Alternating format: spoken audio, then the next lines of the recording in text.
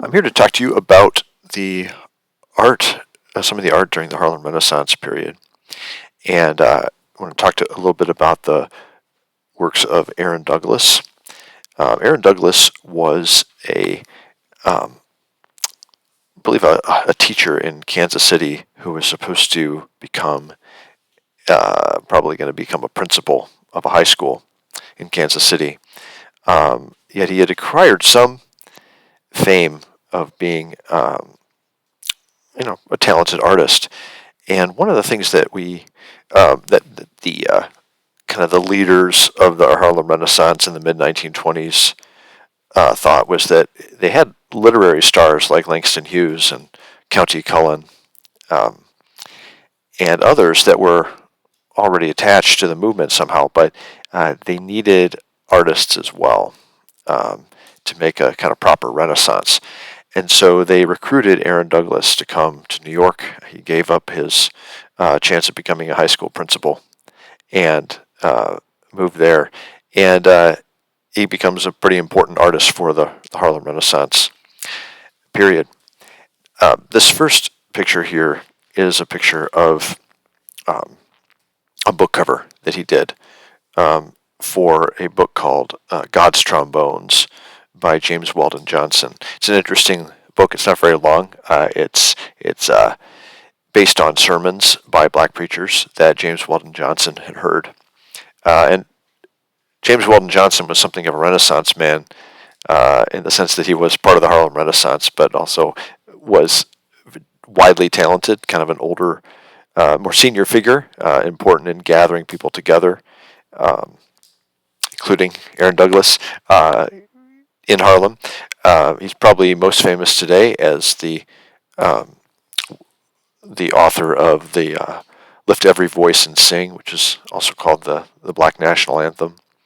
Um, and so, anyway, this book is a book of kind of putting black sermons in a poetic form. And you can see that with this book design, Aaron Douglas, it's his characteristic style of art, which is to draw these figures in sort of, as Nathan Irvin Huggins says, in these angular ways. Okay, they have facial features that would be more associated with people of African descent, and they're supposed to do that. This is depicting Judgment Day, and so you can see the angel blowing the trumpet, um, uh, and it appears this is a woman who is rejoicing here, others cowering perhaps before the judgment, and it's been pointed out too that there's a little bit of maybe a look of a jazz trumpet here, and so you have this angel, kind of a black angel, blowing a trumpet, and this is characteristic Aaron Douglas art here. And you can he also likes concentric circles. You don't get the full circles here, but you get this idea here. Rays of light. He also likes to employ. Okay, so this is an example of something that from 1927, fairly early in his career in Harlem, and he designs a lot of book covers. He's one of the important book cover designers of the Harlem Renaissance period. Now we also have a set of murals that are out there displayed in public in Harlem, and they take through the viewer through Black history. Okay, so here we are with what's called the Negro in an African setting. Okay, again we can see some of the characteristics here. A ray of light set off by lines, and a different color. We have some men playing drums here. A circle of in which people are dancing in the center. Warriors here in the background. Okay, and what appears to be some kind of a totemic kind of figure, religious figure here, being honored. Okay, and so this is supposed to set the idea here of black people in Africa, and to give a sense of the roots, okay, of Black heritage, Black history. Okay. Now the second one, because this is a chronological series here, is An Idyll of the Deep South, Idyll, and here we have some again a musical circle. The concentric circles emanating from the center, where some men are playing music, and it's again at the center of the painting, pretty similar to what we saw in the last one. Okay, and even some similarities here with the men standing here, kind of like the men standing in the background on the other painting. Now we also see not only the music, probably some continuity here of Black culture in Africa, Black culture in America, and it's probably important to remember that talking about continuity and culture worth preserving was not something that necessarily a lot of people in mainstream American culture were doing here. So he wants to put that forward here. You also see there's a star-shaped here, diffusing a ray of light. Again, we have the ray of light set off by lines in a lighter color, and one person at least looking at it here, a man looking at the star. Probably that's going to be representing freedom, right? The North Star is often a symbol of freedom during slavery times, and either for the northern states where slavery was had been abolished, or even Canada, completely out of the country and beyond the sort of slave catching abilities of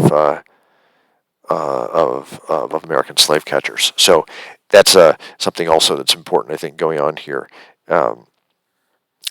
Now, our next picture.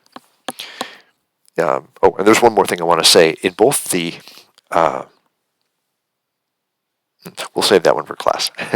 But anyway, the next picture here is called From Slavery Through Reconstruction. Okay, the third mural.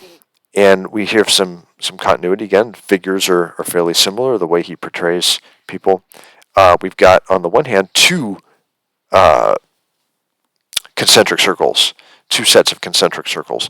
One here emanating from something here in the center, which appears to be a manuscript.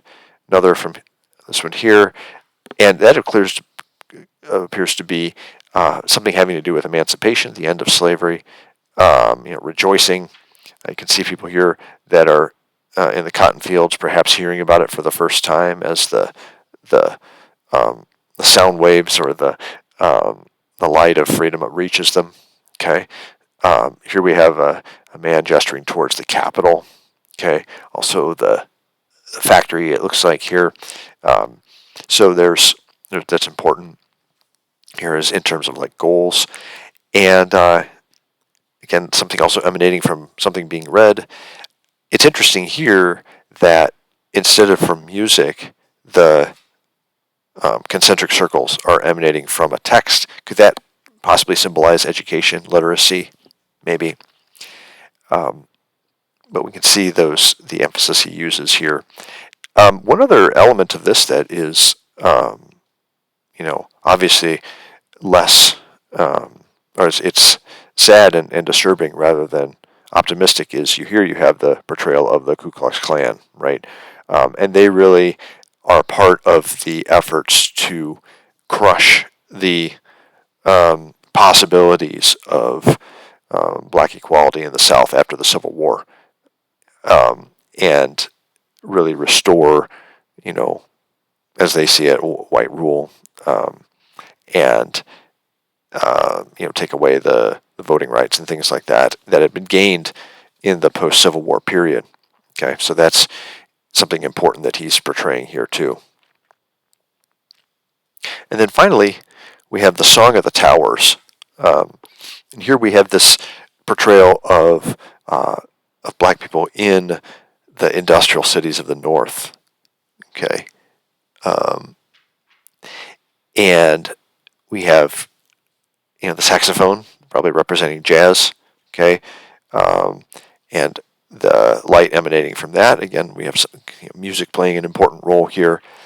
We have the smokestacks of the factories, and interestingly, as one of the students pointed out in a different class, a gear here that seems to be bringing people in. Does that represent, coming for the factory jobs? Does it represent the kind of processes of modern life that bring people to the cities?